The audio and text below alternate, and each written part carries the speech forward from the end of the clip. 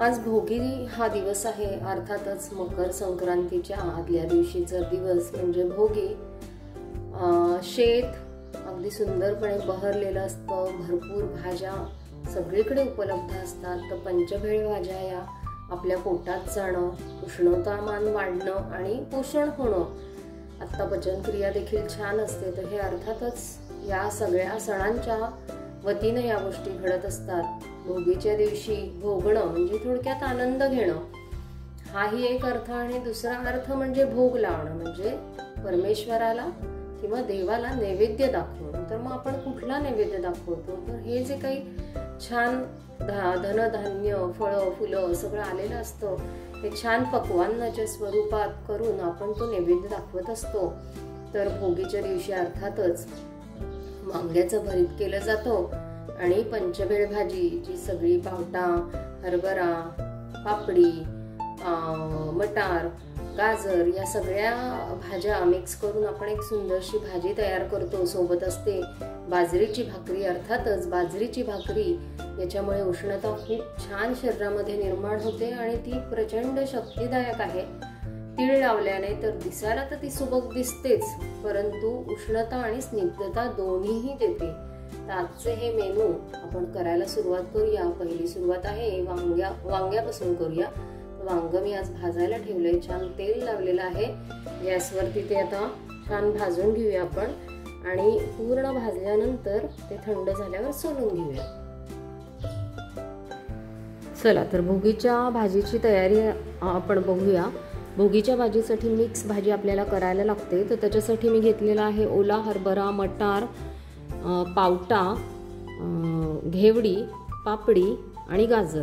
आता ह्या सगळ्या भाज्या ज्या शेंगा स्वरूपाच्या भाज्या आहेत त्या सगळ्या निवडून घेतलेल्या आहेत आणि ज्या घेवडी वगैरे आहे ह्या सगळ्या धुवून चिरून घेतलेल्या आहेत। तर सगळ्या भाज्या स्वच्छ धुवून गरजेच्या आहेत त्या चिरून घेतलेल्या आहेत।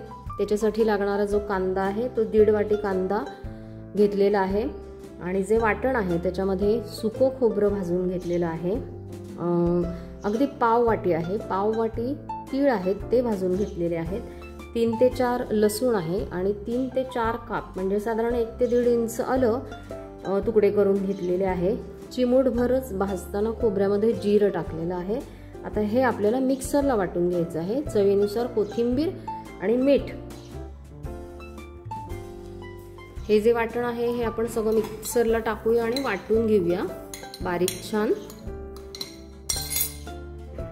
भरीतसाठी जे लागणारं सामान आहे ते आपण सगळं घेतलेलं आहे। मगाशीच मी दाखवलं की वांग आपण गॅसवरती भाजून घेतलं होतं तेल लावून, ते छान भाजून झालेलं आहे।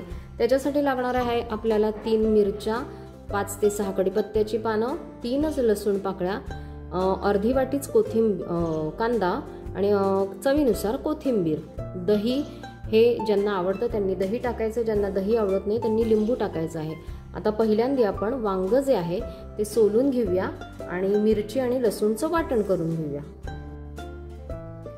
पंचभेळ भाजीचं जे वाटण आहे ते ग्रेव्ही आपली वाटून झालेली आहे आणि भरतासाठी जी मिरची आणि लसूणचं वाटण लागणार आहे तेही आपलं वाटून झालेलं आहे। आता फोडणीच्या कृतीकडे किंवा करायच्या कृतीकडे वळूया।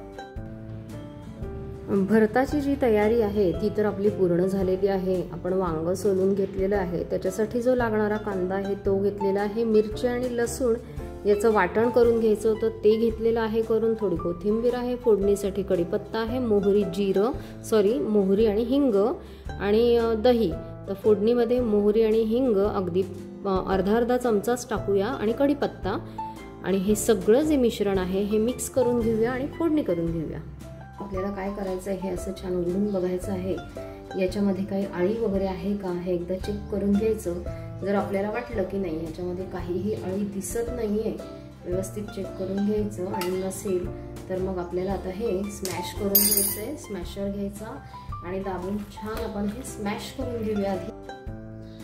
आता आपलं हे स्मॅशरने मी छान स्मॅश करून घेतलेलं आहे। त्याच्यात आपण आता मसाले घालून घेऊया। 1 छोटा चमचा मी मीठ घातलेला आहे। आपण जी मगाशी तयारी केली होती ते तयारीमधलं पहिल्यांदा मिरची आणि लसूणचं वाटण, हा कांदा आहे हा कांदा टाकून घेऊया आणि ही कोथिंबीर, या सगळ्या गोष्टी आपण टाकून घेऊया आणि ह्या छान मिक्स करून घेऊया आता आपण। पहा आता आपण सगळं जे काही घेतलेलं आहे, कांदा, मिरची, लसूणचं वाटण, मीठ, कोथिंबीर, हे सगळं छान त्याच्यामध्ये मिक्स करून घेतलेलं आहे। आता आपल्याला ह्याच्यावर छान फोडणी मारायची आहे, तर फोडणी करून घेऊया। फोडणीसाठी मी तेल तापवायला ठेवले, 4 दाणे मोहरीचे टाकलेले आहेत आणि आता ते तडतडत आहेत, त्यामुळे आता मोहरी टाकायला हरकत नाही। हा जो फोडणीचा मसाल्यामध्ये चमचा असतो, तो मसाला 1 चमचा मी मोहरी टाकलेली आहे, अर्धा चमचा हिंग टाकलेला आहे आणि 1 चमचा भर तीळ। खास भोगी आहे त्यानिमित्तानं तीळ टाकणं शोभनीय आणि गरजेचं, म्हणून तीळ टाकून घेऊया। आणि आता ही आपली छान फोडणी तयार झालेली आहे, तर ती आपण देऊन घेऊया। तयार झालेली फोडणी आपण छान गरम गरम ओतून घेऊया। भरताला थोडं तेलाचा हात सैल ठेवावा, त्यामुळे चविष्ट होतं। आता ज्यांना आवडत नाहीये दही, त्यांनी आधीच हे बाजूला काढून ठेवायचं आणि ज्यांना दही चालतंय त्यांनी यात दही टाकायचं। आपली फोडणी तर देऊन झालेलं आहे, आता दही नकोय त्यासाठी मी 1 वाटीभर काढून ठेवलेले आहे बाजूला। आता ह्या उर्वरित भरतामध्ये मी छानसं दही टाकून घेते आहे। दह्याने अतिशय सुंदर चव येते भरताला, त्यामुळे आवर्जून ज्यांना दही आवडतं त्यांनी नक्की दही टाका, कारण खूप छान लागतं दही याच्यामध्ये। तर दही आपण असं छानपैकी मिक्स करून घेऊया।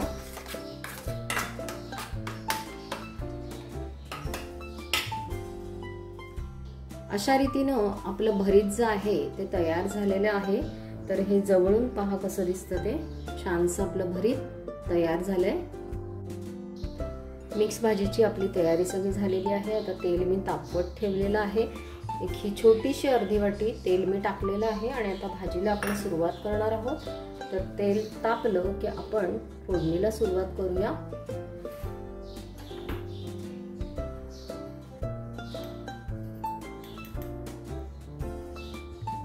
एक अर्धा चमचा मी हिंग टाकलेला आहे,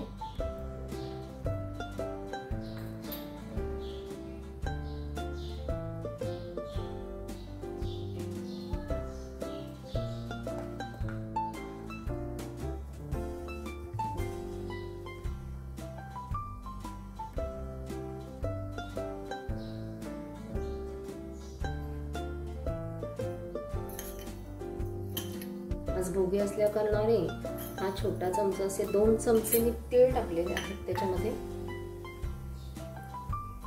आणि आता आपल्याला हळद टाकायची आहे, हळद टाकून घेऊया।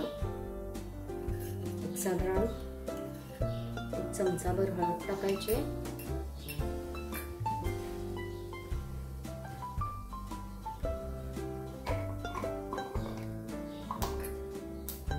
आपण कांदा टाकून घेऊया।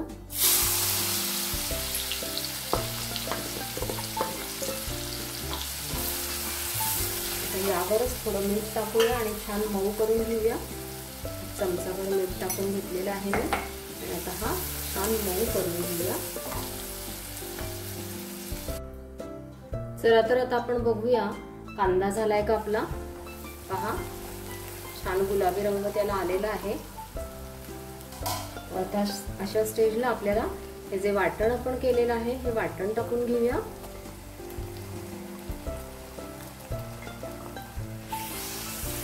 छान परतून घेऊया। थोडी लागती करायची आहे किंवा थपथपीत म्हणता येईल आपल्याला। तर थपथपीत करण्यासाठी एवढं वाटण पुरेसं आहे, यापेक्षा अधिक टाकणं गरजेचं नाहीये। हा काय आपण पातळ रस्सा करत नाही, थोडीशी थपथपीत भाजी असते, त्यामुळे हे वाटण 5 मिनिटं परतून घेऊया छान। पहा आता आपलं हे वाटण जे आहे ते छान परतून झालेलं आहे। मसाल्यातला जो चमचा आहे हे साधारण मी 3 चमचे मसाला टाकलेला आहे, 4 चमचे। आणि आता हे देखील छान परतून घेऊया 1-2 मिनिटं। आता आपण याच्यामध्ये ही साधारण 3 वाट्या भाजी आहे, याच्यामध्ये आपण हे जे सगळ्या या भाज्या आहेत त्या टाकूया आणि 5 मिनिटं छान परतून त्याला अशी सुकी वाफ येऊ द्यायची। आणि मग त्याच्यामध्ये आपल्याला गरम पाणी टाकायचं आहे। आता आपण याला एक 5 मिनिट वाफ येऊ दे आणि मग गरम पाणी टाकूया. गरम पाणी करायला ठेवायचं आहे बाजूला गॅसवर. आपली आता भाजी झालेली आहे का हे आपण बघून घेऊया. पहा, भाजीला छान वाफ आलेली आहे. आणि मी मागच्या वेळेला पण सांगितलं होतं की भाजीला या पद्धतीनं किंवा जे काही पदार्थ आपण करू तर या पद्धतीनं वरती तवंग यायला सुरुवात होते, याचा अर्थ ती भाजी शिजलेली आहे.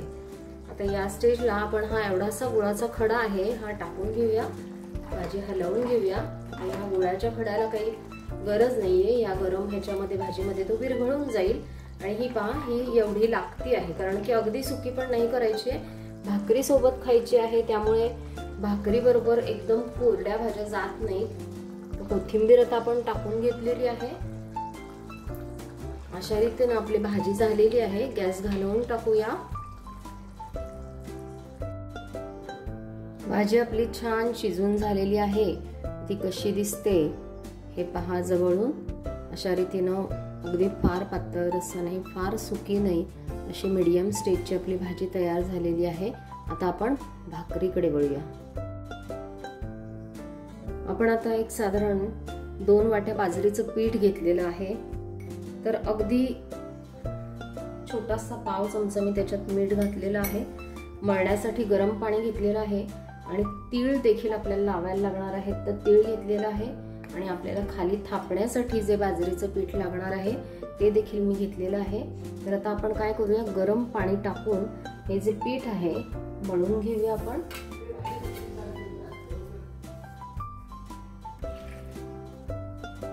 फार जास्त पाणी टाकायचं नाहीये आणि फार कमीही नाही. तर हे पीठ आपण छान मळून घेऊया. भाकरीसाठी सगळ्यात मुख्य गोष्ट म्हणजे पीठ मळून घेणं. तर पीठ अगदी व्यवस्थित मळून घ्यायचं आहे. ते न मळता जर आपण घाईघाईत भाकरी करायला गेलो तर भाकरी तुटण्याची, तिला चिरा जाण्याची शक्यता असते. शक्यतो पीठ नेहमी ताजं थोडं थोडं दळून आणावं. एकदम 10 किलो वगैरे असं कधीही दळायचं नाही. 1 ते 2च किलो पीठ शक्यतो आणावं. आणि ताजं पीठ जास्तीत जास्त वापरावं. जुनं पीठ असेल तर ती भाकरी पडू लागण्याची शक्यता असते. तर भाकरीला प्रमुख गोष्ट म्हणजे की पीठ खूप छान मळून घ्यायचं.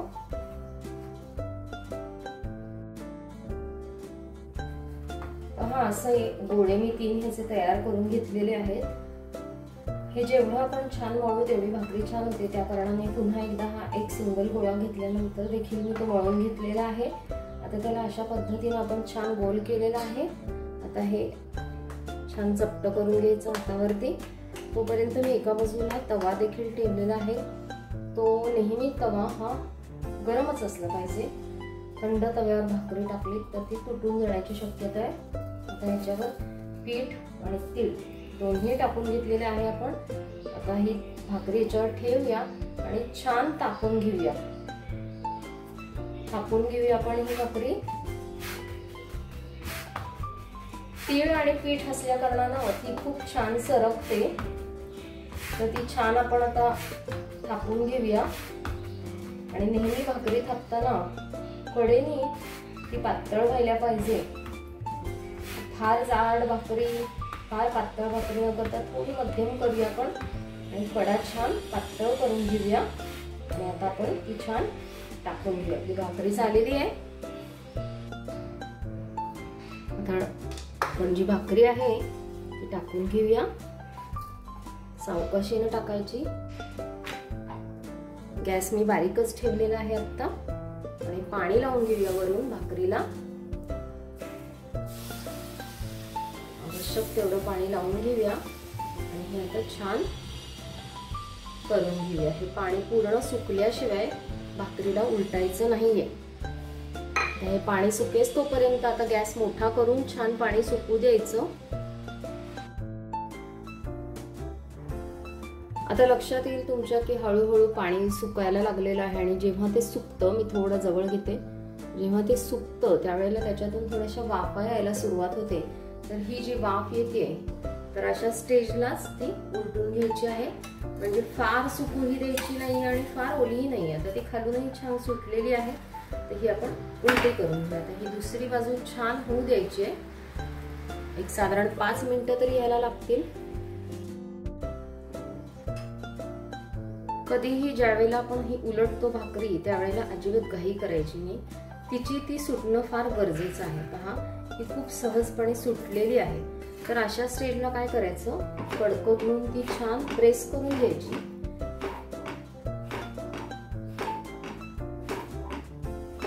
ही गोष्ट खूप महत्वाची आहे की याच वेळेला ती एका बाजूनं छान व्यवस्थित होऊ द्यायची.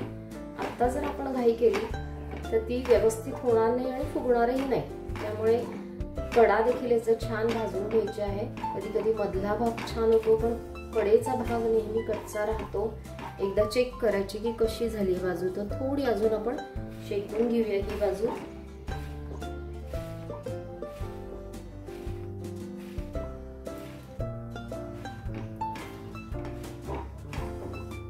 एक बाजू पूर्ण व्यवस्थित झाल्याशिवाय कधीही दुसरी बाजू करायला जायचं नाही.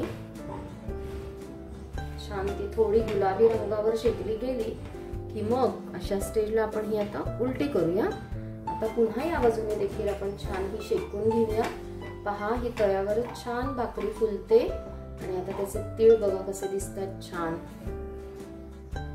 बघू शकता तुम्ही किती छान फुललेली आहे. ही तव्यावर ज्यांना शेकायची आहे ते तव्यावर अशा पद्धतीने शेकू शकतात. मी आपण जे स्टँड मिळतं गॅसवरती ठेवायचं, ज्याच्यावर आपण पापड करतो त्या स्टँडवरती देखील आपण छान गॅसवरतीही फुलवून घेऊ शकतो. ती भाकरी देखील मी दाखवणार आहे. आणि आपण ही तव्यावरची भाकरी करून घेऊया.